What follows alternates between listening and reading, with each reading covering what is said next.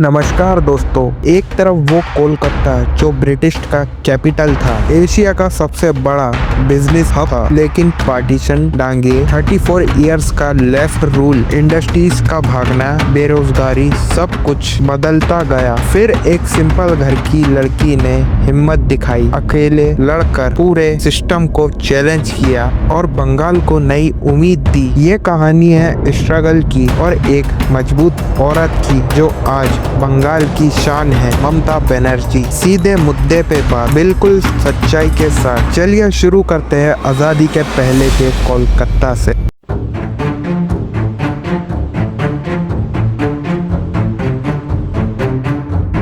आजादी से पहले कोलकाता, कैलकाटा ब्रिटिश इंडिया का कैपिटल था। ये 1772 से 1911 तक रहा। ये शहर सिर्फ एक जगह नहीं, पूरे एशिया का बिजनेस हब था, इकोनॉमी का सेंटर पॉइंट। यहाँ से जूते, चाय, कॉटन जैसे माल दुनिया भर में एक्सपोर्ट होते थे। कैलकाटा पोर्ट जो 1870 से कैलकाटा पोर्ट ट्रस्ट के अंडर चल रहा था, वो साउथ एशिया का सबसे पुराना मॉडर्न पोर्ट था। शिप से माल इधर उधर जाता था गंगा नदी के थ्रू, और ये पोर्ट बंगाल के हिंटरलैंड को सी से कनेक्ट करता था। ट्रांसपोर्ट वहाँ रेलवे डेवलप की गई थी ब्रिटिश ने। मेजर पोर्ट्स जैसे कैलकाटा, बॉम्बे, मद्रास से एक्सपोर्ट इंपोर्ट होता था। शहर में ट्रैम्स, घोड़ा गाड़ियाँ और बाद में अर्लियर बसेस, सब कुछ बसलिंग था। लोग इंडिया और एशिया से आते थे ट्रेड के लिए और ये शहर अमीरों से भरा था, लेकिन ये सब कॉलोनियल इंटरेस्ट के लिए था, लोकल लोगों के लिए नहीं।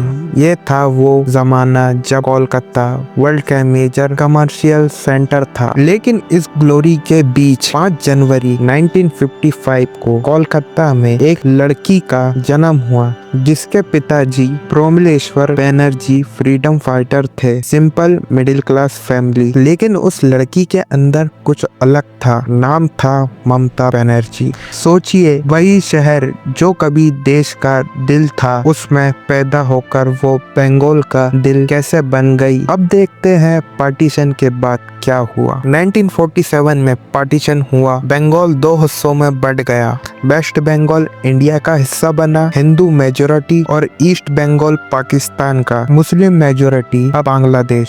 मुस्लिम पॉपुलेशन वेस्ट बंगाल में पार्टीशन से पहले अराउंड 33% थी, बाद में घटकर 19.87% रह गई। आजादी के बाद 1950 में कॉन्स्टिट्यूशन बना और पहला जनरल इलेक्शन 1952 में हुआ। ये इलेक्शन पीसफुल तरीके से हुए, कोई मेजर वायलेंस नहीं। पार्टीज इंडियन नेशनल कांग्रेस ने लीड किया, उनका वोट शेयर मेजर था, अराउंड 40 to 50% सीट्स जीती। दूसरी पार्टीज जैसे कम्युनिस्ट पार्टी ऑफ इंडिया, भारतीय जनसंघ और लोकल ग्रुप्स पार्टिसिपेट किए। डेमोग्राफिक्स वोटिंग यूनिवर्सल सफरेज पे बेस्ड था, लेकिन कास्ट और रिलीजन वाइज अपर कास्ट और हिंदूस ने कांग्रेस को ज्यादा सपोर्ट दिया। मुस्लिम ने भी कुछ सीट्स पे, लेकिन सेपरेट मतदाता नहीं थे। अब बैकवर्ड कम्युनिटीज और माइनॉरिटीज के लिए रिजर्व्ड सीट थी। कांग्रेस ने 150 प्लस सीट जीती 238 में, और ये शुरुआत थी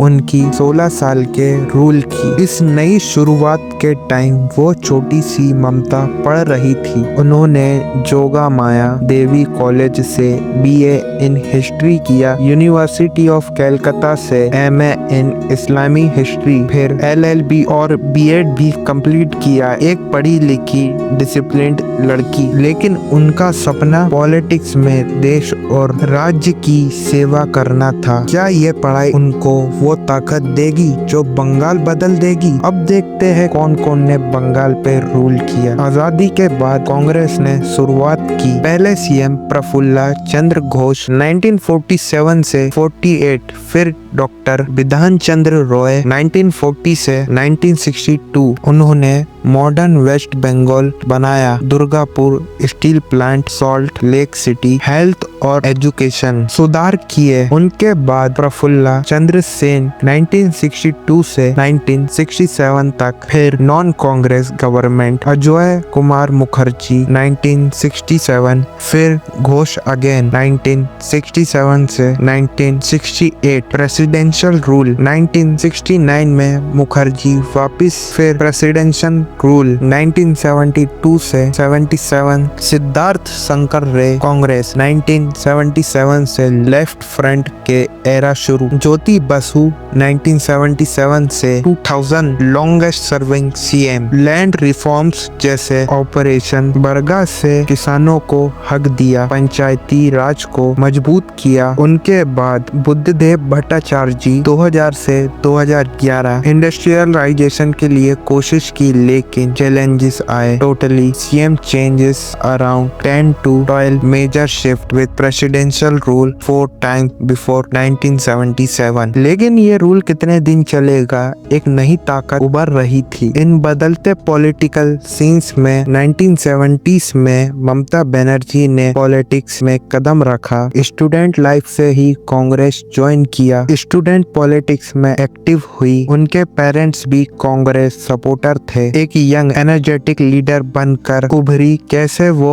आगे बढ़कर बंगाल के लिए लड़ने वाली थी। अब थ्रिल बढ़ता है। पावर के पीछे चैलेंजेस थे, लेकिन लीडर तैयार हो रही थी उनका सामना करने को। 2011 से पहले लेफ्ट फ्रंट का डोमिनेंस था, लेकिन चैलेंजेस बहुत है। इंडस्ट्रीज छोड़कर जा रही थी, कैपिटल फाइट हो रही थी, कुछ करप्शन एलिगेशंस थे, जैसे चिट फंड स्कैम्स के शुरुआत केसेस, टीचर रिक्वायरमेंट में जैसे टीचर्स भर्ती में इरेगुलरिटीज, लैंड डील्स में इशू, पब्लिक में गुस्सा बढ़ रहा था। इन ऑफेंसिव और नेपोटिज्म से ये पब्लिक का गुस्सा और चैलेंजेस में ममता को और मजबूत बनाया। 1980s to 90s से उन्होंने ओपनली प्रोटेस्ट शुरू किए लेफ्ट के अगेंस्ट। 1993 के पुलिस फायरिंग जैसे इंसिडेंट्स के खिलाफ एक औरत ने हिम्मत से सिस्टम से टक्कर ली, कैसे वो बंगाल की आवाज बनी। अब 2011 से पहले बंगाल में स्ट्रगल्स हुए। 1946 ग्रेट कैलकट्टा किलिंग्स में हजारों मारे, 1952-60 फूट मूवमेंट और दंगे, 1967 से